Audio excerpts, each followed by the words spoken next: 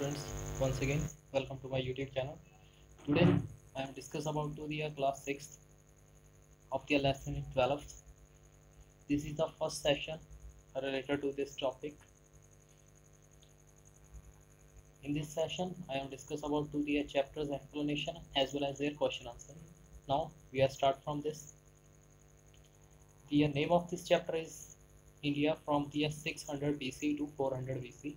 ਵੀ India ਦੇ ਵਿੱਚ 600 BC ਤੋਂ ਲੈ ਕੇ 400 BC ਦੇ ਵਿੱਚ ਕੀ ਹੋਇਆ। ਇਹ ਯਾਦ ਰੱਖਣਾ ਵੀ ਜਿਹੜਾ ਇਹ ਪੀਰੀਅਡ ਚੱਲਦਾ ਸੀ ਉਸ ਸਮੇਂ ਬੈਕਵਰਡ ਕਾਊਂਟਿੰਗ ਦੇ ਅਕੋਰਡਿੰਗ ਚੱਲਦਾ ਸੀ, ਕਿਉਂਕਿ ਇਹਦਾ ਮਤਲਬ ਕੀ ਸੀ BC ਦਾ ਬਿਫੋਰ ਕ੍ਰਿਸਚੀਅਨ ਡੈਥ, ਜਿਹੜਾ ਕਿ ਮੈਂ ਪ੍ਰੀਵੀਅਸ ਵੀਡੀਓ ਦੇ ਵਿੱਚ ਵੀ ਦੱਸਿਆ ਸੀ। ਤਾਂ ਹੁਣ ਅਸੀਂ ਇਹਦੇ ਵਿੱਚ ਗੱਲ ਕਰਦੇ ਹਾਂ ਵੀ ਉਸ ਸਮੇਂ 600 ਤੋਂ ਲੈ ਕੇ 400 BC ਦੇ ਵਿੱਚ ਇੰਡੀਆ ਵਿੱਚ ਕੀ ਘਟਿਤ ਹੋਇਆ ਤੇ ਕੀ ਚੀਜ਼ਾਂ ਬਣੀਆਂ ਤੇ ਇਹ ਸਾਡੇ ਇਤਿਹਾਸ ਦੇ ਵਿੱਚ ਕਿਸ ਤਰ੍ਹਾਂ ਦੀ ਇਹਨਾਂ ਨੇ ਆਪਣੀ ਛਾਪ ਛੱਡੀ। ਵੀ ਜਿਹੜਾ ਉਸ ਸਮੇਂ ਸੀਗੇ ਜਿਹੜੇ ਕਿੰਗਡਮ ਯਾਨੀ ਕਿ ਕਈ ਰਾਜ ਬਣੇ ਤੇ ਕਈ ਤਰ੍ਹਾਂ ਦੇ ਉਹਨਾਂ ਦੇ ਸਮਰਾਟ ਬਣੇ ਤੇ ਇਹਨਾਂ ਦੇ ਉੱਤੇ ਜਿਹੜਾ ਨੋਨ ਕੀਤਾ ਜਾਂਦਾ, ਇਹਨਾਂ ਨੂੰ ਇੱਕ ਚੀਜ਼ ਉੱਤੇ ਲਿਖਿਆ ਗਿਆ ਜਿਹਦਾ ਨਾਮ ਕਿ ਰੱਖਿਆ ਗਿਆ ਜਨਪਦਾਸ, ਜਿਹੜੇ ਕਿ 600 BC ਸੀਗੇ ਤੇ ਇਹਨਾਂ ਤੋਂ ਬਿਗਨਿੰਗ ਸਟਾਰਟ ਹੋਈ ਇੰਡੀਆ ਦੀ ਹਿਸਟਰੀ ਦੀ। ਇਹ ਸਭ ਤੋਂ ਜ਼ਿਆਦਾ ਪਾਵਰਫੁਲ ਜਿਹੜੀਆਂ ਸਟੇਟਸ ਸੀਗੀਆਂ ਉਹਨਾਂ ਨੂੰ ਕੀ ਕਹਿੰਦਾ ਇਹ ਮਹਾਜਨਪਦਾ, ਜਿਹੜੇ ਕਿ ਬੁੱਧਿਸਟ ਜੈਨ ਲਿਟਰੇਚਰ ਦੇ ਵਿੱਚ ਇਹਨਾਂ ਨੇ ਦੱਸਿਆ ਹੋਇਆ ਵੀ ਉਹ ਕੀ ਸੀਗੇ 16 ਜਿਹੜੇ ਮੇਨ ਸੀਗੇ ਤੇ ਬਾਅਦ ਵਿੱਚ ਇਹਨਾਂ ਨੂੰ ਸ਼ਿਸ਼ੋਦਾ ਜਨਪਦਾ ਵੀ ਦਿੱਤਾ, ਇਹਨਾਂ ਨਾਮ ਦਿੱਤਾ ਗਿਆ।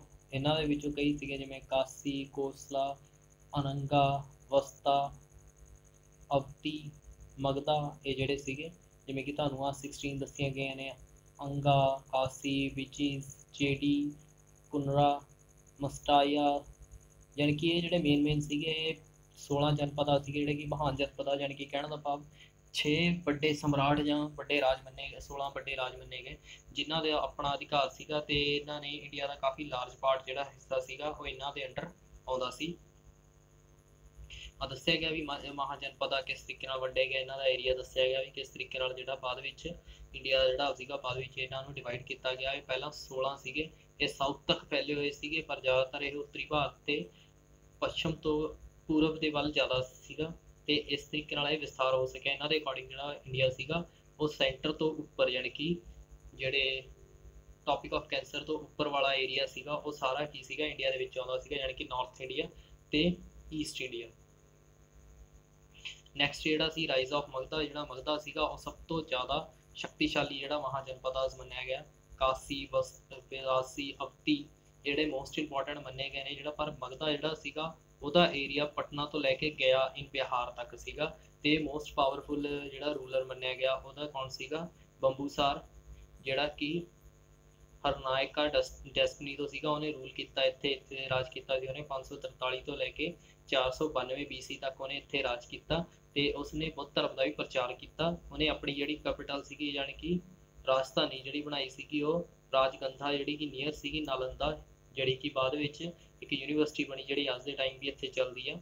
ਤੇ ਉਹਦਾ ਸਨ ਸੀਗਾ ਅਜਾਤ ਸ਼ਤਰੂ, ਜਿਹਨੇ ਕਿ ਆਪਣੇ ਕਿੰਗਡਮ ਨੂੰ ਅੱਗੇ ਤੱਕ ਵਧਾਇਆ ਕਾਸੀ ਨੂੰ ਹਰਾ ਕੇ।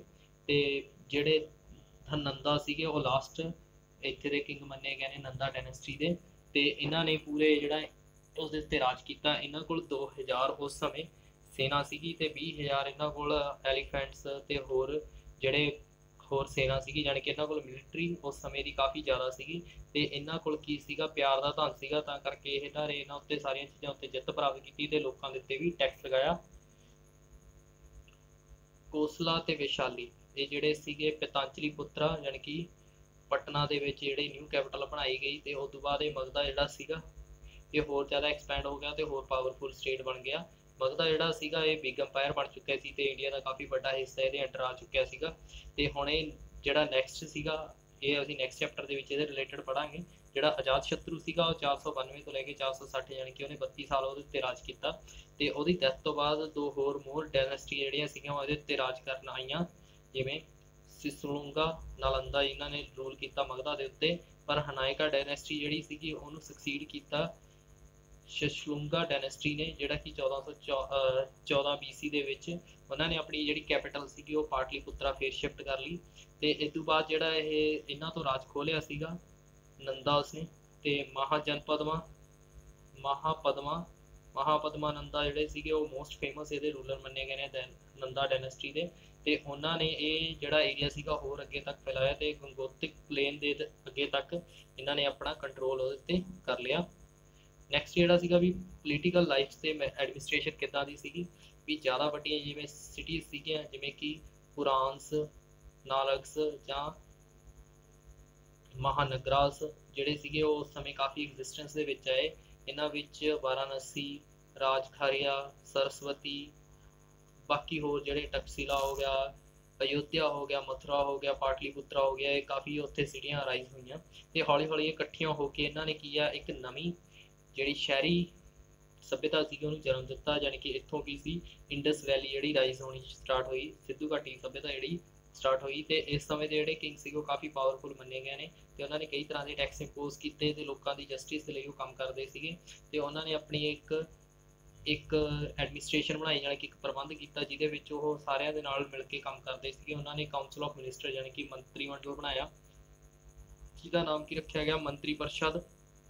ਇਹਦੇ ਵਿੱਚ ਜਿਹੜੇ ਮੰਤਰੀ ਸੀਗੇ ਉਹਨੂੰ ਅੰਮ੍ਰਿਤਾਸ ਕਿਹਾ ਜਾਂਦਾ ਵਾ ਤੇ ਇਹਨਾਂ ਦੇ ਪੁਰੋਹਿਤਾ ਵੀ ਇਹਨਾਂ ਨੂੰ ਕਿਹਾ ਜਾਂਦਾ ਸੀਗਾ, ਜਾਣੀ ਕਿ ਰਿਲੀਜੀਅਸ ਐਡਵਾਈਜ਼ਰ ਰੱਖੇ ਜਾਂਦੇ ਸੀ, ਜਾਣੀ ਕਿ ਧਾਰਮਿਕ ਗੁਰੂ ਰੱਖੇ ਜਾਂਦੇ ਸੀ। ਸੈਨਾਪਤੀ ਰੱਖੇ ਜਾਂਦੇ ਸੀ। ਸੈਨਾਪਤੀ ਜਿਹੜੇ ਹੁੰਦੇ ਸੀ ਉਹ ਸਾਰੇ ਜਿਹੜੇ ਵੀ ਆਰਮੀ ਹੁੰਦੇ ਸੀ ਉਹਨਾਂ ਦੇ ਕਮਾਂਡਰ, ਜਾਣੀ ਕਿ ਆਰਮੀਆਂ ਦੇ ਮੇਨ ਬੰਦੇ ਜਿਹੜੇ ਹੁੰਦੇ ਸੀਗੇ। ਸਗਾਪਤੀ ਜਿਹੜੇ ਸੀਗੇ ਜਿਹੜੇ ਕਿ ਖਜ਼ਾਨਾ ਦੇ ਉੱਤੇ ਸਾਰੇ ਖਜ਼ਾਨਾ ਜਾਣੀ ਕਿ ਮਨੀ ਦੇ ਨਾਲ ਰਿਲੇਟ ਕਰਦੇ ਸੀ। ਚੇਰਾ ਜਿਹੜੇ ਕਿ ਬਾਕੀ ਹੋਰ ਸਪਾਈਸੀ ਕਿਸਮਾਂ ਦੇ ਉੱਤੇ ਧਿਆਨ ਰੱਖਦੇ ਸੀਗੇ। ਇੱਕ ਸੀਗੇ ਗ੍ਰਾਮੀਣੀ ਜਿਹੜੇ ਕਿ ਵਿਲੇਜ ਦੇ ਹੈੱਡ ਮੰਨੇ ਜਾਂਦੇ ਜਿਵੇਂ ਸਰਪੰਚ, ਉਸ ਸਮੇਂ ਦੀਆਂ ਚੀਜ਼ਾਂ ਸੀਗੀਆਂ। ਤਾਂ ਇਹ ਉਹਨਾਂ ਦਾ ਐਡਮਿਨਿਸਟ੍ਰੇਸ਼ਨ ਬਣਾਇਆ ਹੋਇਆ ਸੀਗਾ, ਜਾਣੀ ਕਿ ਉਹ ਇੱਕ ਯੋਜਨਾਬੱਧ ਤਰੀਕੇ ਨਾਲ ਉਸ ਪੂਰੇ ਦੇਸ਼ ਦੇ ਉੱਤੇ ਜਾਂ ਪੂਰੇ ਰਾਜ ਦੇ ਉੱਤੇ ਰਾਜ ਕਰਦੇ ਸੀਗੇ। ਉਹਨਾਂ ਦੀ ਸੋਸ਼ਲ ਲਾਈਫ ਦੇ ਵਿੱਚ ਉਹਨਾਂ ਨੇ 4 ਕਾਸਟਾਂ ਵੰਡੀਆਂ ਹੋਈਆਂ ਸੀ। ਬ੍ਰਾਹਮਣ ਜਿਹੜਾ ਕਿ ਸਭ ਤੋਂ ਉੱਪਰ ਮੰਨੇ ਜਾਂਦੇ ਹੁੰਦੇ ਸੀਗੇ। ਫਿਰ ਆਉਂਦੇ ਸੀ ਕਸ਼ਤਰੀਆ ਜਿਹੜੇ ਕਿ ਲੜਾਈ ਜਾਂ ਫਿਰ ਹੋਰ ਕੰਮਾਂ ਦੇ ਵਿੱਚ ਉਹ ਸੀਗੇ, ਉਹ ਬ੍ਰਾਹਮਣਾਂ ਤੋਂ ਬਾਅਦ ਇਹਨਾਂ ਨੂੰ ਦਰਜਾ ਮਿਲਦਾ ਸੀ। ਫਿਰ ਵੈਸ਼ਿਆ ਜਿਹੜੇ ਕਿ ਨੱਚਦੇ ਗਾਉਂਦੇ ਹੁੰਦੇ ਸੀਗੇ। ਤੇ ਲਾਸਟ ਦੇ ਵਿੱਚ ਸ਼ੂਦਰ ਜਿਨ੍ਹਾਂ ਦੀ ਹਾਲਤ ਕਾਫੀ ਖਰਾਬ ਸੀਗੀ ਤੇ ਇਹਨਾਂ ਨੂੰ ਲੋਅਰ ਕਾਸਟ ਦੇ ਲੋਕ ਵੀ ਮੰਨਿਆ ਜਾਂਦਾ ਸੀ। ਇਹਨਾਂ ਦੀ ਕਾਸਟਿਜ਼ਮ ਵੀ ਕਾਫੀ ਜ਼ਿਆਦਾ ਉਸ ਸਮੇਂ ਸੀਗੀ, ਪਰ ਇਹਨਾਂ ਦੇ ਖਾਣਿਆਂ ਦੇ ਵਿੱਚ ਵੀ ਕਾਫੀ ਤਰ੍ਹਾਂ ਦੇ ਡਿਫਰੈਂਸਿਸ ਮਿਲਦੇ ਸੀਗੇ। ਵੀ ਵੈਦਿਕ ਪੀਰੀਅਡ ਤੋਂ ਮਿਲਦਾ ਵਾ ਵੀ ਜਿਹੜੇ ਬ੍ਰਾਹਮਣ ਹੁੰਦੇ ਸੀਗੇ ਜਾਂ ਕਸ਼ਤਰੀ ਹੁੰਦੇ ਸੀਗੇ ਉਹ ਤਲਿਆ ਹੋਇਆ ਤੇ ਵਧੀਆ ਭੋਜਨ ਛਕਦੇ ਸੀਗੇ, ਪਰ ਜਿਹੜੇ ਸ਼ੂਦਰ ਹੁੰਦੇ ਸੀਗੇ ਉਹ ਘੱਟ ਆਇਲੀ ਤੇ ਨਮਕ ਰੋਟੀ ਜਿਹਨੂੰ ਕਹਿੰਦੇ ਹੁੰਦੇ ਆ ਵੀ ਇਹੋ ਜਿਹੇ ਖਾਣੇ ਦਾ ਸੇਵਨ ਕਰਦੇ ਹੁੰਦੇ ਸੀਗੇ। ਪਰ ਜਦੋਂ ਬੁੱਧ ਧਰਮ ਇਹਨਾਂ ਦੇ ਅਗੇਂਸਟ, ਉਹਨਾਂ ਨੇ ਕਾਸਟਿਜ਼ਮ ਦੇ ਅਗੇਂਸਟ ਕਾਫੀ ਚੀਜ਼ਾਂ ਚਲਾਈਆਂ ਤੇ ਉਹਨਾਂ ਨੇ ਕਿਹਾ ਵੀ ਇਹ ਕਾਸਟਿਜ਼ਮ ਨਹੀਂ ਹੋਣਾ ਚਾਹੀਦਾ ਵਾ। ਤੇ ਇਸ ਤਰੀਕੇ ਨਾਲ ਉਹਨਾਂ ਨੇ ਲੋਕਾਂ ਨੂੰ ਵੀ ਕਿਸ ਤਰੀਕੇ ਨਾਲ ਵਧਾਇਆ ਵਾ। ਇਸ ਤੋਂ ਬਾਅਦ ਜਿਹੜੀਆਂ ਵਿਲੇਜ ਸੀਗੀਆਂ, ਵਿਲੇਜ ਦੇ ਵਿੱਚ ਵੀ ਜਿਹੜਾ ਲਾਈਫ ਸੀਗੀ ਉਹ ਬੰਦਿਆਂ ਦੀ ਕਈ ਪਾਰਟਸ ਦੇ ਵਿੱਚ ਡਿਵਾਈਡ ਕੀਤੀ ਗਈ, ਉਹਨੂੰ 4 ਪਾਰਟਸ ਦੇ ਵਿੱਚ ਡਿਵਾਈਡ ਕੀਤੀ ਗਈ। ਜਿਵੇਂ ਆਸ਼ਰਮਸ ਵੀ ਜਿਹੜੇ ਸਟੂਡੈਂਟ ਸੀਗੇ ਵੀ ਉਹ ਕੀ ਸੀਗੇ, ਜਿਹੜਾ ਸਟੂਡੈਂਟਸ ਲਾਈਫ ਆ ਉਹਨੂੰ ਆਸ਼ਰਮਸ ਕਿਹਾ ਜਾਂਦਾ ਸੀ। ਫਿਰ ਆ ਜਾਂਦਾ ਸੀ ਬ੍ਰਹਮਚਾਰਿਆ ਵੀ ਜਿਹੜੇ ਹਾਊਸ ਹੋਲਡ ਦਾ ਕੰਮ ਕਰਦੇ ਸੀਗੇ। ਪਹਿਲਾਂ ਆਉਂਦੇ ਸੀਗੇ ਆਸ਼ਰਮਸ ਦੇ ਵਿੱਚ ਆ ਕੇ ਜਿਹੜੇ ਸਟੂਡੈਂਟਸ ਐਜੂਕੇਸ਼ਨ ਲੈਂਦੇ ਸੀਗੇ। ਫਿਰ ਲਾਈਫ ਆਉਂਦੀ ਹੁੰਦੀ ਸੀਗੀ ਉਹਨਾਂ ਦੇ ਬ੍ਰਹਮਚਾਰਿਆ ਤੇ ਉਹਨਾਂ ਵਿੱਚ ਜਾਣੀ ਕਿ ਉਹ ਬ੍ਰਹਮਚਾਰਿਆ ਦਾ ਪ੍ਰਯੋਗ ਕਰਦੇ ਹੁੰਦੇ ਸੀ ਜਾਂ ਫਿਰ ਉਹ ਕਹਿ ਲਓ ਬ੍ਰਹਮਚਾਰਿਆ ਦਾ ਪਾਲਣ ਕਰਦੇ ਸੀ। ਫਿਰ ਉਸ ਤੋਂ ਬਾਅਦ ਗ੍ਰਸਤ ਜੀਵਨ ਆਉਂਦਾ ਸੀ ਜਿਹੜਾ ਘਰ ਦੇ ਕੰਮਾਂ ਦੇ ਉੱਤੇ ਲਗਾਇਆ ਜਾਂਦਾ ਹੁੰਦਾ ਸੀਗਾ। ਫਿਰ ਬੰਦਾ ਆਪਣੀ ਰਿਟਾਇਰ ਲੈਂਦਾ ਸੀ, ਉਹਨੂੰ ਕਿਹਾ ਜਾਂਦਾ ਸੀ ਬਨਵਾਸਥਾ, ਜਾਣੀ ਕਿ ਉਹ ਕੀ ਆ ਜੰਗਲ ਦੇ ਵਿੱਚ ਤਪੱਸਿਆ ਕਰਨ ਲਈ ਚਲੇ ਜਾਂਦੇ ਸੀਗੇ। ਫਿਰ ਐਨਿਸਟਿਕਸ ਜਾਣੀ ਕਿ ਸੰਨਿਆਸਾ ਵੀ ਉਹ ਸੰਨਿਆਸ ਲੈ ਲੈਂਦੇ ਹੁੰਦੇ ਸੀਗੇ। ਇਹ 4 ਤਰ੍ਹਾਂ ਦੇ ਲਾਈਫ ਉਹ ਚਲਾਉਂਦੇ। ਇੱਕ ਸਟੂਡੈਂਟਸ ਲਾਈਫ ਆਉਂਦੀ ਹੁੰਦੀ ਸੀਗੀ। ਦੂਜਾ ਹੁੰਦਾ ਸੀਗਾ ਗ੍ਰਸਤ ਜੀਵਨ, ਜਾਣੀ ਕਿ ਉਹ ਘਰ ਦੇ ਕੰਮਾਂ ਦੇ ਵਿੱਚ ਫਿਰ ਉਹ ਤੋਂ ਬਾਅਦ ਰਿਟਾਇਰ ਹੋ ਜਾਂਦੇ ਸੀਗੇ, ਫਿਰ ਉਹ ਸੰਨਿਆਸ ਦੇ ਵਿੱਚ ਚਲੇ ਜਾਂਦੇ ਸੀ। ਇਕਨੋਮਿਕ ਲਾਈਫ ਜਿਹੜੇ ਲੋਕਾਂ ਦੇ ਜਿਸ ਤਰ੍ਹਾਂ ਦੇ ਕੰਮ ਕਰਦੇ ਸੀ ਉਹਨਾਂ ਨੂੰ ਉਸ ਤਰ੍ਹਾਂ ਦੇ ਉਹਨਾਂ ਨੂੰ ਕੰਮ ਮਿਲ ਜਾਂਦਾ ਸੀਗਾ। ਵੀ ਜਿਹੜੇ ਲੇਬਰ ਜੌਬ ਕਰਦੇ ਸੀ ਉਹ ਲੋਅਰ ਕਾਸਟ ਦੇ ਲੋਕਾਂ ਦੇ ਲਈ ਸੀਗਾ ਤੇ ਜਿਹੜੇ ਖੇਤੀ ਜਾਂ ਕੁਛ ਹੋਰ ਚੀਜ਼ਾਂ ਕਰਦੇ ਹੁੰਦੇ ਸੀ ਜਾਣੀ ਕਿ ਲੈਂਡਲੋਰਡ ਹੁੰਦੇ ਸੀਗੇ ਉਹ ਜਿਹੜੇ ਕਸ਼ਤਰੀਆ ਜਾਂ ਵੈਸ਼ਿਆ ਦੇ ਵਿੱਚ ਆਉਂਦੇ ਸੀਗੇ। ਨੈਕਸਟ ਸੀਗਾ ਜੈਨ ਧਰਮ ਤੇ ਬੁੱਧ ਧਰਮ। ਹੁਣ ਇਹਨਾਂ ਦੇ ਵਿੱਚ ਜੈਨ ਧਰਮ ਤੇ ਬੁੱਧ ਧਰਮ ਰਾਈਜ਼ ਹੋਇਆ। ਸਭ ਤੋਂ ਪਹਿਲਾਂ ਜੈਨ ਧਰਮ, ਇਹ ਸਭ ਤੋਂ ਓਲਡੈਸਟ ਧਰਮ ਮੰਨਿਆ ਗਿਆ ਵਾ। ਇਹ ਇੰਡੀਪੈਂਡੈਂਟ ਸੀਗਾ ਤੇ ਇਹਨਾਂ ਦੇ ਸਾਇੰਟੀਫਿਕ ਰਿਲੀਜਨ ਸੀਗੇ ਇੰਡੀਆ ਦੇ ਵਿੱਚ। ਇਹਨਾਂ ਦੇ ਲਾਰਡ ਰਸ਼ਵਦੇਵਾ ਜਿਹੜੇ ਫਸਟ ਸੀਗੇ ਉਹ ਰਿਲੀਜੀਅਸ ਦੇ ਫਾਊਂਡਰ ਸੀਗੇ ਤੇ ਉਹਨਾਂ ਨੂੰ ਤੀਰਥਕਾਰਾ ਵੀ ਕਿਹਾ ਜਾਂਦਾ ਸੀਗਾ। ਇਹ 24 ਤੀਰਥਕਾਰਾ ਸੀਗੇ ਜੈਨ ਧਰਮ ਦੇ ਵਿੱਚ। ਤੇ ਲਾਰਡ ਪਰਸੋਨਾਥ ਤੇ ਲਾਰਡ ਮਹਾਵੀਰ ਸਵਾਮੀ ਜੀ ਜਿਹੜੇ ਸੀਗੇ ਇਹਨਾਂ ਨੂੰ ਆਨਰ ਮਿਲਿਆ 23ਵੇਂ ਤੇ 24ਵੇਂ। ਸਰਨਾਥ ਦਾ ਜੈਨ ਧਰਮ ਜਿਹੜਾ ਮੰਨਿਆ ਗਿਆ ਇਹ ਡਰਾਈਵ ਕੀਤਾ ਗਿਆ ਵਰਡਸ ਤੋਂ, ਜੈਨਾਂ ਤੋਂ। ਇਹਦਾ ਮੀਨਸ ਕੀ ਸੀਗਾ, ਕੌਨਸੀਕੁਐਂਸ, ਤੇ ਇਹਦੇ ਵਿੱਚ ਜੈਨਾਂ ਨੂੰ ਯੂਜ਼ ਕੀਤਾ ਗਿਆ। ਮਹਾਵੀਰ ਸਵਾਮੀ ਜਿਹੜੇ ਸੀਗੇ ਉਹਨਾਂ ਦੇ ਨਾਮ ਦੇ ਨਾਲ ਇਹ ਯੂਜ਼ ਕੀਤਾ ਗਿਆ। ਆ ਜਿਹੜੀ ਪਿਕਚਰ ਆ ਉਹ ਮਹਾਵੀਰ ਜੈਨ ਜੀ ਦੀ ਆ। ਨੈਕਸਟ ਹੈਗਾ ਬੁੱਧ ਧਰਮ ਜਿਹੜਾ ਬੁੱਧਿਸਟ ਸੀਗਾ। ਵੀ ਇਹ ਧਰਮ ਜਿਹੜਾ ਸੀਗਾ 6th ਸੈਂਚੁਰੀ ਦੇ ਵਿੱਚ ਸਭ ਤੋਂ ਜ਼ਿਆਦਾ ਇੰਪੋਰਟੈਂਟ ਹੋਇਆ। ਇਹ ਉਸ ਤੋਂ ਬਾਅਦ ਜੈਨ ਧਰਮ ਤੋਂ ਬਾਅਦ ਜਿਹੜਾ ਸਭ ਤੋਂ ਜ਼ਿਆਦਾ ਧਰਮ ਦਾ ਪ੍ਰਚਾਰ ਹੋਇਆ ਬੁੱਧ ਧਰਮ ਦਾ ਹੋਇਆ ਵਾ। ਇਹ ਗ੍ਰੇਟ ਰਿਲੀਜੀਅਸ ਮੰਨਿਆ ਗਿਆ ਵਾ। ਜਿਹੜਾ ਬੁੱਧ ਧਰਮ ਸੀਗਾ ਜੈਨ ਧਰਮ ਦੋ ਹੀ ਇੱਕੋ ਸਮੇਂ ਦੇ ਵਿੱਚ ਫਾਈਂਡ ਹੋਏ ਸੀਗੇ, ਪਰ ਬੁੱਧ ਧਰਮ ਜਿਹੜਾ ਸੀਗਾ ਉਹ ਜ਼ਿਆਦਾ ਵਧੀਆ, ਜ਼ਿਆਦਾ ਫਲ ਫੁੱਟ ਸਕਿਆ ਤੇ ਇਹ ਜ਼ਿਆਦਾ ਪਪੂਲਰ ਹੋਇਆ ਛੇਤੀ ਦੇ ਵਰਲਡ ਦੇ ਵਿੱਚ ਸਾਰੇ ਕਿਤੇ ਫੈਲ ਗਿਆ। ਤੇ ਇਹਨਾਂ ਦੇ ਜਿਹੜੇ ਫਾਊਂਡਰ ਸੀਗੇ ਉਹ ਗੌਤਮਾ ਬੁੱਧਾ ਸੀਗੇ, ਜਿਨ੍ਹਾਂ ਦਾ ਨਾਮ ਅਸਲ ਦੇ ਨਾਮ ਕੀ ਸੀਗਾ, ਸਿਧਾਰਥਾ ਸੀਗਾ। ਉਹ ਉਹਨਾਂ ਨੂੰ ਬੁੱਧਾ ਵੀ ਕਿਹਾ ਜਾਂਦਾ ਸੀਗਾ ਕਿਉਂਕਿ ਉਹਨਾਂ ਨੇ ਆਪਣੀ ਜਿਹੜੀ ਲਾਈਫ ਆ ਉਹ ਇਨਲਾਈਟਮੈਂਟ ਪਰਸਨਸ, ਯਾਨੀ ਕਿ ਉਹਨਾਂ ਨੇ ਇੱਕ ਮੋਕਸ਼ ਸ਼ਕਤੀ ਦੇ ਲਈ ਹੀ ਉਹਨਾਂ ਨੂੰ ਇਸ ਨਾਮ ਦੇ ਨਾਲ ਜਾਣਿਆ ਜਾਂਦਾ ਵਾ। ਜਿਹੜੇ ਬੁੱਧਾ ਸੀਗਾ ਉਹਨਾਂ ਦਾ ਜਨਮ ਜਿਹੜਾ ਹੋਇਆ ਸੀਗਾ ਉਹ ਰਾਇਲ ਫੈਮਿਲੀ ਦੇ ਵਿੱਚ, ਯਾਨੀ ਕਿ ਰਾਜਿਆਂ ਦੇ ਘਰੇ ਹੋਇਆ ਸੀ। ਲੁੰਬੀਨੀ ਇੱਕ ਜਗ੍ਹਾ ਸੀਗੀ ਨੇਪਾਲੀਸ ਦੇ ਵਿੱਚ। ਉਹਨਾਂ ਦੇ ਪਿਤਾ ਜਿਹੜੇ ਸੀਗੇ ਉਹ ਰਾਜਾ ਸੀਗੇ, ਉਹਨਾਂ ਦੀ ਕੈਪੀਟਲ ਦੇ ਰਾਜਧਾਨੀ ਦਾ ਨਾਮ ਕਪਿਲਾਵਸਤੂ ਸੀਗਾ ਤੇ ਉਹਨਾਂ ਦੀ ਮਦਰ ਦਾ ਨਾਮ ਸੀਗਾ ਮਾਇਆ ਦੇਵੀ। ਉਹਨਾਂ ਦੇ ਵਰਤ ਤੋਂ ਬਾਅਦ ਉਹਨਾਂ ਦੀ ਡੈਥ ਹੋ ਗਈ ਸੀਗੀ। ਤੇ ਮਹਾਤਮਾ ਬੁੱਧ ਜਿਵੇਂ ਜਿਵੇਂ ਵੱਡੇ ਹੁੰਦੇ ਗਏ ਤਾਂ ਉਹਨਾਂ ਨੂੰ ਜਿਹੜੀ ਲਗਜ਼ਰੀ ਲਾਈਫ ਸੀ, ਪ੍ਰਿੰਸਿਸ ਲਾਈਫ ਸੀਗੀ, ਉਹਨਾਂ ਨੂੰ ਇਸ ਚੀਜ਼ਾਂ ਪਸੰਦ ਨਹੀਂ ਸੀ। ਪਰ ਫਿਰ ਵੀ ਉਹਨਾਂ ਦੀ ਇੱਕ ਮੈਰਿਜ ਜਿਹੜੀ ਸੀਗੀ ਉਹ ਇੱਕ ਬਿਊਟੀਫੁਲ ਵੂਮਨ ਦੇ ਨਾਲ ਕਰ ਦਿੱਤੀ ਗਈ, ਜਿਹੜੀ ਬਾਅਦ ਵਿੱਚ ਉਹਨਾਂ ਦੇ ਨਾਲ ਕਾਫੀ ਸਮੇਂ ਤੱਕ ਰਹੇ। ਉਹਨਾਂ ਨੇ ਆਪਣੇ ਕਈ ਤਰ੍ਹਾਂ ਦੀਆਂ ਟੀਚਿੰਗਸ ਦਿੱਤੀਆਂ, ਜਿਨ੍ਹਾਂ ਵਿੱਚ 4 ਟੀਚਿੰਗਾਂ ਸੀਗੀਆਂ। ਦੀ world's R full of sorrow, ਵੀ ਜਿਹੜਾ ਸੰਸਾਰ ਆ ਉਹ ਦੁੱਖਾਂ ਦਾ ਘਰ ਹੈ। ਤੇ ਜਿਹੜਾ ਦੁੱਖ ਆ ਉਹ ਸਾਡੀ ਡਿਜ਼ਾਇਰ, ਯਾਨੀ ਕਿ ਸਾਡੀ ਉਮੀਦਾਂ ਨਾਲ ਹੀ ਪੈਦਾ ਹੁੰਦੇ ਆ। ਤੇ ਜਿਹੜਾ ਦੁੱਖ ਆ, ਜਿਹੜੇ ਜਿਸ ਤਰ੍ਹਾਂ ਦੇ ਤੁਸੀਂ ਦੁੱਖ ਲੈਂਦੇ ਹੋ ਉਹ ਤੁਹਾਡੀ ਇੱਛਾਵਾਂ ਨੂੰ ਹੋਰ ਵਧਾਉਂਦਾ ਵਾ। ਤੇ ਉਹ 8 ਜਿਹੜੇ ਫੋਲਡ ਪਾਥ ਸੀਗੇ ਉਹਨਾਂ ਨੂੰ ਮੰਨਦੇ ਸੀਗੇ। ਜਿਵੇਂ ਫਸਟ ਸੀਗਾ ਵੀ ਸੱਚ ਦੇ ਉੱਤੇ ਇਰਾਦਾ ਰੱਖੋ, ਹਮੇਸ਼ਾ ਸੱਚੇ ਵਿਚਾਰ ਸੁਣੋ, ਸੱਚਾ ਬੋਲ ਬਾਣੀ ਰੱਖੋ, ਸੱਚ ਗਤੀਵਿਧੀਆਂ ਕਰੋ ਤੇ ਹਮੇਸ਼ਾ ਆਪਣੀ ਲਾਈਫ ਨੂੰ ਵਧੀਆ ਢੰਗ ਨਾਲ ਜਿਓ। ਤੇ ਰਾਈਟ ਕੰਫਰਟ ਵਿੱਚ ਸਹੀ ਆਰਾਮ ਲਓ ਤੇ ਸਹੀ ਤਰ੍ਹਾਂ ਦੀ ਕਲੈਕਸ਼ਨ ਕਰੋ, ਵੀ ਜਾਣੀ ਕਿ ਜਿਹੜੇ ਪੈਸੇ ਇਕੱਠੇ ਕਰਨੇ ਉਹ ਹਲਾਲ ਦੀ ਕਮਾਈ ਨਾਲ ਕਰੋ। ਰਾਈਟ ਟਾਈਮ ਮੈਡੀਟੇਸ਼ਨ ਕਰੋ, ਲੋਕਾਂ ਨੂੰ ਫੋਲੋ ਕਰੋ। ਤੇ ਇਹ ਜਿਹੜੀਆਂ 8 ਕੰਡੀਸ਼ਨਾਂ ਸੀਗੀਆਂ ਉਹਨਾਂ ਨੇ ਆਪਣੀ ਲਾਈਫ ਦੇ ਵਿੱਚ ਲਾਈਆਂ, ਜਿਸ ਕਰਕੇ ਉਹ ਇੱਕ ਮਹਾਨ ਪਰਸਨ ਬਣੇ।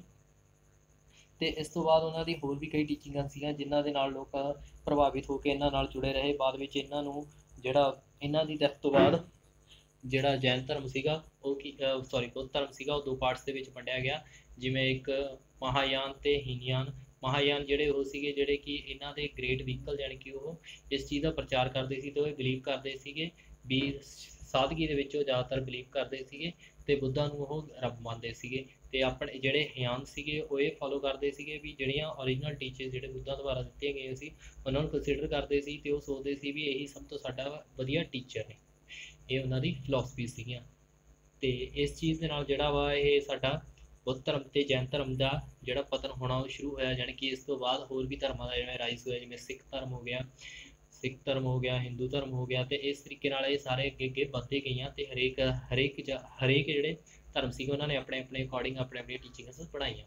ਹੁਣ ਅਸੀਂ ਗੱਲ ਕਰਾਂਗੇ, ਆਈ ਹੋਪ ਤੁਹਾਨੂੰ ਇਹ ਜਿਹੜਾ ਚੈਪਟਰ ਉਹ ਸਮਝ ਆਇਆ ਹੋਵੇਗਾ ਵੀ ਕਿਸ ਤਰੀਕੇ ਨਾਲ 6ਵੀਂ ਤੋਂ ਸਦੀ ਦੇ ਵਿੱਚ ਜਿਹੜੇ ਰਾਜਾ ਸੀਗੇ, ਯਾਨੀ ਕਿ ਅਸੀਂ ਇਹਨੂੰ ਰਿਮਾਰਕ ਕਰਦੇ ਹਾਂ, ਯਾਨੀ ਕਿ ਇਹਨਾਂ ਨੂੰ ਫਿਰ ਸਮਰਪ ਕਰਦੇ ਹਾਂ ਵੀ ਜਿਹੜੇ 16 ਵੱਡੇ ਰਾਜ ਬਣਾਏ ਗਏ ਜਿਨ੍ਹਾਂ ਨੂੰ ਮਹਾਜਨਪਦਾ ਕਿਹਾ ਗਿਆ ਵਾ। ਤੇ ਉਸ ਤੋਂ ਬਾਅਦ ਫਿਰ ਇਹ ਜਿਹੜੇ 16 ਸੀਗੇ, ਜਿਵੇਂ ਮਗਧਾ ਸੀਗਾ ਉਹ ਸਭ ਤੋਂ ਇੰਪੋਰਟੈਂਟ ਮੰਨਿਆ ਗਿਆ ਕਿਉਂਕਿ ਸਭ ਤੋਂ ਵੱਡਾ ਰਾਜ ਸੀਗਾ। ਇਹਦੇ ਉੱਤੇ ਕਈ ਜਣਿਆਂ ਨੇ ਰਾਜ ਕੀਤਾ ਤੇ ਇਹਨੂੰ ਐਕਸਪੈਂਡ ਕਰਦੇ ਗਏ। ਜ਼ਿਆਦਾਤਰ ਜਿਹੜਾ ਇੰਡੀਆ ਦੇ ਵਿੱਚ ਸਿਰਫ ਨਾਰਥ ਪਾਰਟ ਦੇ ਉੱਤੇ ਹੀ ਇਹ ਜਦ ਤੱਕ ਜਾ ਸਕੇ। ਫਿਰ ਉਸ ਤੋਂ ਬਾਅਦ 2 ਧਰਮਾਂ ਦਾ ਰਾਈਜ਼ ਹੋਈ, ਜਿਹੜੇ ਕਿ 2 ਵੱਡੇ ਧਰਮ ਮੰਨੇ ਗਏ, ਇੱਕ ਜੈਨ ਧਰਮ ਫਿਰ ਬੁੱਧ ਧਰਮ। ਜਿਹੜਾ ਜੈਨ ਧਰਮ ਸੀਗਾ ਮਹਾਵੀਰ ਜੈਨ ਜਿਹੜੇ ਸੀਗੇ ਉਹ ਮਹਾਨ ਮੰਨੇ ਗਏ ਤੇ ਉਸ ਤੋਂ ਬਾਅਦ ਇਹਨਾਂ ਦੇ ਨਾਮ ਦੇ ਉੱਤੇ ਹੀ ਇਹ ਜੈਨ ਧਰਮ ਅੱਗੇ ਵਧਿਆ।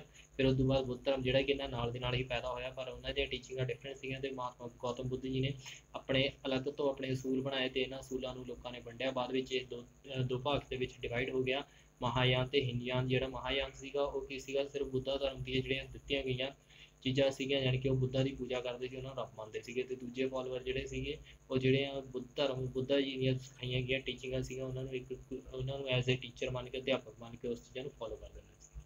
ਨਾਓ ਹੁਣ ਅਸੀਂ ਇਹਦੇ ਕੁਐਸਚਨ ਆਨਸਰ ਕਰਦੇ ਹਾਂ। ਇਹਦੇ ਥੋੜ੍ਹੇ ਕੁਐਸਚਨ ਮੈਂ ਇੱਕ ਵੀਡੀਓ ਦੇ ਵਿੱਚ ਪਾਤੇ ਸੀਗੇ, ਤੁਸੀਂ ਹੁਣ ਉਹਨੂੰ ਦੇਖ ਸਕਦੇ ਹੋ। ਮੈਂ ਉਹਦਾ ਲਿੰਕ ਵੀ ਡਿਸਕ੍ਰਿਪਸ਼ਨ ਬਾਕਸ ਦੇ ਵਿੱਚ ਦੇ ਦਾਂਗਾ। ਨੈਕਸਟ ਅਸੀਂ ਹੁਣ ਇਹਦੀ ਗੱਲ ਕਰਦੇ ਹਾਂ, what do you mean by to the Mahajanpada ਕੀ ਸੀਗਾ। in 600 BC to the several important republic and monasteries cities established into the North India in the more powerful states were called to the Mahajanpada। ਵੀ ਜਿਹੜੇ India ਸੀਗਾ ਉਹਨੂੰ ਕਈ ਵੱਡੀਆਂ status ਤੇ ਸੁਤੰਤਰ ਰਾਜਾਂ ਵਿੱਚ ਬਣਾਇਆ ਗਿਆ ਤੇ ਇਹ ਨਾਰਥ ਇੰਡੀਆ ਵਿੱਚ ਬਣੇ। ਤੇ ਜਿਹੜੇ ਸਭ ਤੋਂ ਵੱਡੀ ਤੇ ਮਹਾਨ ਤਾਕਤਵਰ ਜਿਹੜੀ ਸਟੇਟ ਹੁੰਦੀ ਸੀ ਉਹਨੂੰ ਮਹਾਜਨਪਦਾ ਕਿਹਾ ਜਾਂਦਾ ਸੀ। Right about to the 4 important ਮਹਾਜਨਪਦਾਸ। We 4 important ਕਿਹੜੇ ਮਹਾਜਨਪਦਾ ਸੀਗੇ। ਮਗਧਾ ਜਿਹੜਾ ਸੀਗਾ ਮੋਸਟ ਪਾਵਰਫੁਲ ਮੰਨਿਆ ਗਿਆ ਤੇ ਮਹਾਜਨਪਦਾ ਵੀ ਕਿਹਾ ਗਿਆ ਵਾ। ਤੇ ਇਹਦੀ ਕੈਪੀਟਲ ਜਿਹੜੀ ਸੀਗੀ ਉਹ ਰਾਜਖਿਰਿਆ ਸੀਗੀ। ਕਸ਼ਲਾ ਇਹਦੀ ਕੈਪੀਟਲ ਜਿਹੜੀ ਸੀਗੀ ਉਹ ਕੇਰਲਾ ਨੂੰ ਬਣਾਇਆ ਗਿਆ ਤੇ ਅਯੋਧਿਆ ਅਯੋਧਿਆ ਵੀ ਨਾਲ ਸੀਗਾ। ਫਿਰ ਹੈਗਾ ਵਾ ਬਸਤਰਾ ਵਟਿਸਾ। ਵਟਿਸਾ ਜਿਹੜੀ ਸੀਗੀ ਇਹ ਸੀਗੀ, ਇਹ ਵੀ ਇੱਕ ਸਿਟੀ ਕੈਪੀਟਲ ਸੀਗੀ ਜਿਹੜੀ ਕਿ ਕੌਰਸਵਾਂਬੀ ਦੇ ਵਿੱਚ ਆਉਂਦੀ ਸੀ। ਅਵੰਤੀ ਜਿਹੜੀ ਸੀਗੀ ਇਹਦੀ ਸਿਟੀ ਬਣੀ ਗਈ ਹੈ ਅਮਯੰਤੀ, ਤੇ ਇਹ ਉਜੈਨ ਦੇ ਵਿੱਚ ਜੁੜਦੀ ਸੀਗੀ। ਨੈਕਸਟ ਹੈਗਾ ਵਾ right about to the rise of to the ਮਹਾਗੰਧਾ under to the ਹਰਨਾਇਕਾ dynasty ਦੇ ਵਿੱਚ ਮਗਧਾ ਦੇ ਬਾਰੇ ਦੱਸਣਾ ਵਾ। ਮਗਧਾ which is to the comprises of the area of to the Patna and Gaya in Bihar and becomes to the most powerful time in its rule of to the Bambisar of the Harnaik dynasty.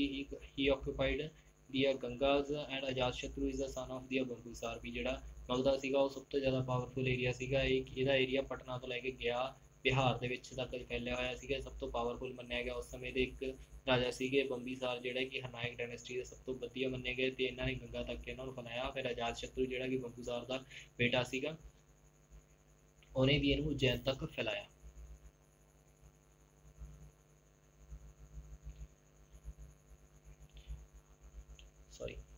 ਵੀ ਅਜਾਤਸ਼ਤਰੂ ਜਿਹੜਾ ਕਿ ਬੰਬੀਸਾਰ ਦਾ ਬੱਚਾ ਸੀਗਾ ਉਹਨੇ ਆਪਣੇ ਪਿਤਾ ਨੂੰ murder ਕਰਕੇ ਜਿਹੜਾ ਕਿ 1492 BC ਦੇ ਵਿੱਚ ਉੱਥੇ ਦੇ ਰਾਜਾ ਬਣ ਗਏ ਤੇ ਉਹਨਾਂ ਨੇ ਮਗਧਾ ਉੱਤੇ ਰੂਲ ਕੀਤਾ।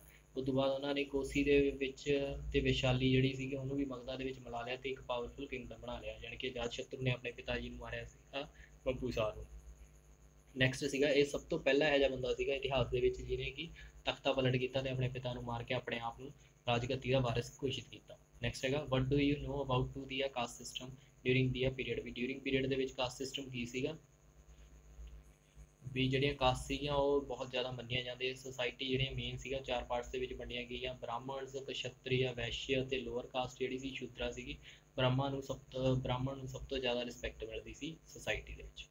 ਨੈਕਸਟ ਹੈਗਾ but write a note about to the punch mark coin. ਵੀ ਜਿਹੜੇ ਪੰਚ ਮਾਰਕ ਕੋਇਨ ਲਗਾਇਆ ਗਿਆ ਸੀ ਯਾਨੀ ਕਿ ਪੰਚ ਕੀਤਾ ਜਾਂਦਾ ਸੀ ਕੋਇਨ ਦੇ ਉੱਤੇ, ਉਹਦਾ ਮਤਲਬ ਕੀ ਸੀ। ਕਾਪਰ ਤੇ ਸਿਲਵਰ ਕੋਇਨ ਸੀਗੇ ਉਹ ਯੂਜ਼ ਕੀਤੇ ਜਾਂਦੇ ਸੀਗੇ ਟ੍ਰਾਂਜੈਕਸ਼ਨ ਦੇ ਲਈ, ਯਾਨੀ ਕਿ ਗਤੀਵਿਧੀਆਂ ਜਿਵੇਂ ਕਿ ਸੇਲ ਪਰਚੇਸ ਕਰਨ ਦੇ ਲਈ, ਖਰੀਦਣ ਵੇਚਣ ਦੇ ਲਈ ਯੂਜ਼ ਕੀਤੇ ਜਾਂਦੇ ਸੀਗੇ। ਤੇ ਇਹਨਾਂ ਉੱਤੇ mostly irregular pieces of to the metal in the shape of but to the fixed weight there was to the punched into the various symbols, so they are called to the punches mark coin। ਵੀ ਇਹਨਾਂ ਦੇ ਉੱਤੇ ਜਿਹੜੇ ਇਹਨਾਂ ਦੀ shape ਹੁੰਦੀ ਸੀਗੀ ਉਹ ਕਿਸੇ ਇਨਰੈਗੂਲਰ ਹੁੰਦੀ ਸੀ, ਤਾਂ ਕਰਕੇ ਇਹਨਾਂ ਦੇ ਵੇਟ ਦੇ ਅਕੋਰਡਿੰਗ ਉਹਦੇ ਉੱਤੇ ਇੱਕ ਪੰਚ ਲਗਾ ਦਿੱਤਾ ਜਾਂਦਾ ਸੀ ਤਾਂ ਜੋ ਇਹ ਪਤਾ ਲੱਗ ਸਕੇ ਵੀ ਕਿੰਨੇ ਦੇ ਵਿੱਚ ਚੱਲੇਗਾ, ਤੇ ਉਸ ਕੋਇਨ ਦੇ ਉੱਤੇ ਜਿੰਨਾ ਮਾਰਕ ਹੁੰਦਾ ਸੀ ਉਸ ਅਕੋਰਡਿੰਗ ਉਹ ਚੱਲਦਾ ਹੁੰਦਾ ਸੀਗਾ। ਨੈਕਸਟ ਹੈਗਾ what do you know about to the Jains. ਵੀ ਜੈਨਿਜ਼ਮ ਦੇ ਬਾਰੇ ਤੁਸੀਂ ਕੀ ਜਾਣਦੇ ਹੋ। Jainism become to the existence of to the 600 BC। there was to the 24 teachers who has known as to the तीर्थकार्सास वर्धमानास महावीर was to the 14 तीर्थकारनस। ਵੀ ਜਿਹੜੇ ਜੈਨ ਧਰਮ ਸੀਗਾ ਉਹ 600 BC ਦੇ ਵਿੱਚ ਐਗਜ਼ਿਸਟ ਹੋਇਆ। ਇਹਦੇ ਵਿੱਚ 24 ਜਿਹੜੇ ਮਹਾਨ ਅਧਿਆਪਕ ਮੰਨੇ ਗਏ। ਇਹਨਾਂ ਅਧਿਆਪਕਾਂ ਨੂੰ ਤੀਰਥਕਾਰਨਾਸ ਕਿਹਾ ਗਿਆ ਵਾ। ਜਿਹੜੇ ਮਹਾਵੀਰ ਸੀਗੇ ਉਹ 24ਵੇਂ ਤੀਰਥਕਾਰਨਾਸ ਸੀਗੇ ਤੇ ਇਹਨਾਂ ਦੀ ਟੀਚਿੰਗਾਂ ਸੀਗੀਆਂ ਅਨਸ਼ਾਜ਼, ਸੱਚ ਬੋਲਣਾ, ਕੋਲੀਵੇਸਿਸ, ਨੌਨ ਹੋਲਡਿੰਗ ਵੀ ਕਿਸੇ ਚੀਜ਼ ਨੂੰ ਨਾ ਫੜਨਾ, ਇਹ ਜਿਹੀਆਂ ਚੀਜ਼ਾਂ ਉਹਨਾਂ ਦੀਆਂ ਟੀਚਿੰਗਾਂ ਸੀਗੀਆਂ। ਤੇ ਨੈਕਸਟ ਹੈਗਾ ਸਾਡਾ right R to the main teaching of ਦੀ ਬੁੱਧੀਨਿਜ਼ਮ। ਬੁੱਧੀਨਿਜ਼ਮ ਦੀਆਂ ਕਿਹੜੀਆਂ ਟੀਚਿੰਗਾਂ ਸੀਗੀਆਂ ਉਹਨਾਂ ਦੀਆਂ 4 ਨੋਬਲ ਟੀਚਿੰਗਾਂ ਮੰਨੀਆਂ ਗਈਆਂ ਨੇ। ਫਸਟ ਹੈਗਾ ਵਰਲਡ ਵੀ ਜਿਹੜਾ ਦੁੱਖਾਂ ਦਾ ਘਰ ਆ, ਇਹ ਦੁੱਖ ਹੀ ਸਾਡੀ ਉਮੀਦਾਂ ਕਰਕੇ ਹੀ ਆਉਂਦੇ ਆ। ਜਿੰਨੇ ਤੁਸੀਂ ਦੁੱਖ ਲਓਗੇ, ਜਿੰਨੀ ਤੁਸੀਂ ਉਮੀਦ ਕਰੋਗੇ ਉਨੇ ਹੀ ਤੁਹਾਨੂੰ ਦੁੱਖ ਮਿਲਣਗੇ। ਜਿਹੜੀਆਂ ਡਿਜ਼ਾਇਰ ਆ ਉਹ ਕੀ ਆ 8 ਹੋਰ ਜਿਹੜੇ ਫੋਲੋਇੰਗ ਪਾਥ ਸਾਨੂੰ ਕਰਨੇ ਚਾਹੀਦੇ ਜੇਕਰ ਤੁਸੀਂ ਉਹਨਾਂ ਨੂੰ ਕੰਟਰੋਲ ਕਰਨਾ ਚਾਹੁੰਦੇ ਹੋ। ਕਿਹੜੇ ਕਿਹੜੇ ਨੇ ਵੀ ਇੱਕ ਸੱਚੇ ਉਦੇਸ਼ ਮੰਨੋ, ਸੱਚੇ ਥਾਟਸ ਯਾਨੀ ਕਿ ਸੱਚੇ ਵਿਚਾਰ ਅਪਣਾਓ, ਠੀਕ ਆ, ਤੇ ਸੱਚੇ ਢੰਗ ਦੇ ਨਾਲ ਜਿਉਣਾ ਸਿੱਖੋ ਤੇ ਆਪਣੇ ਐਫਰਟਸ ਲਗਾਓ ਹਰ ਇੱਕ ਚੀਜ਼ ਦੇ ਉੱਤੇ, ਤੇ ਹਰ ਇੱਕ ਚੀਜ਼ ਨੂੰ ਸਹੀ ਢੰਗ ਦੇ ਨਾਲ ਕਲੈਕਟ ਕਰੋ ਤੇ ਹਮੇਸ਼ਾ ਕੀ ਆ ਸਿਮਰਨ ਕਰਦੇ ਰਹੋ। ਤੇ ਮਿਡਲ ਪਾਥ ਜਿਹੜਾ ਸੀਗਾ ਇਹ ਮੋਸਟ ਵਨ ਸ਼ੁੱਡ ਬੀ ਆ to the not torture of oneself and to yourself to the luxury or not should to be individual in the luxury of to the life। ਇਹਦੇ ਵਿੱਚ ਕੀ ਸੀਗਾ ਵੀ ਆਪਣੇ ਆਪ ਨੂੰ ਟੌਰਚਰ ਨਾ ਕਰੋ ਤੇ ਹਮੇਸ਼ਾ ਕੀ ਆ ਵੀ ਲਗਜ਼ਰੀ ਲਾਈਫ ਦੇ ਨਾਲ ਹੀ ਤੁਸੀਂ ਆਪਣੇ ਇੱਕ ਜ਼ਿੰਦਗੀ ਨੂੰ ਵਧੀਆ ਨਹੀਂ ਜੀ ਸਕਦੇ। ਆਪਣੀ ਜ਼ਿੰਦਗੀ ਨੂੰ ਵਧੀਆ ਜਿਉਣ ਦੇ ਲਈ ਤੁਹਾਨੂੰ ਕੀ ਆ ਸਖਤ ਮਿਹਨਤ ਕਰਨੀ ਚਾਹੀਦੀ ਆ। ਦੀਆਂ ਮੋਰਲ ਟੀਚਿੰਗ ਇਹਨਾਂ ਦੀਆਂ ਹੋਰ ਨੈਤਿਕ ਸਿਧਾਂਤ ਸੀਗੇ ਜਿਵੇਂ ਕਿ ਵੀ ਕਿਸੇ ਨਾਲ ਅਹਿੰਸਾ ਦਾ ਪਾਲਣ ਕਰਨਾ, ਸਦਾ ਸੱਚ ਬੋਲਣਾ, ਕਦੇ ਵੀ ਕੋਈ ਚੀਜ਼ ਨੂੰ ਨੁਕਸਾਨ ਨਾ ਪਹੁੰਚਾਉਣਾ ਜਾਂ ਕਿਸੇ ਚੀਜ਼ ਦਾ ਦੁਰਵਰਤੋਂ ਨਹੀਂ ਕਰਨੀ। ਇਹ ਸੀਗਾ ਅੱਜ ਦਾ ਸੈਸ਼ਨ ਜਿਹਦੇ ਵਿੱਚ ਅਸੀਂ ਇਹਨਾਂ ਕੁਐਸਚਨਾਂ ਦੀ ਸਾਰਿਆਂ ਨੇ ਡਿਸਕਸ਼ਨ ਕੀਤੀ। ਆਈ ਹੋਪ ਤੁਹਾਨੂੰ ਇਹ ਸਾਰਾ ਸੈਸ਼ਨ ਵਧੀਆ ਲੱਗਿਆ ਹੋਵੇਗਾ। ਤੁਸੀਂ ਇਹ ਕੁਐਸਚਨ ਆਨਸਰ ਜਿਹੜੇ ਨੇ ਆਪਣੀ ਨੋਟਬੁੱਕਸ ਦੇ ਉੱਤੇ ਨੋਟ ਡਾਊਨ ਕਰਨੇ ਆ।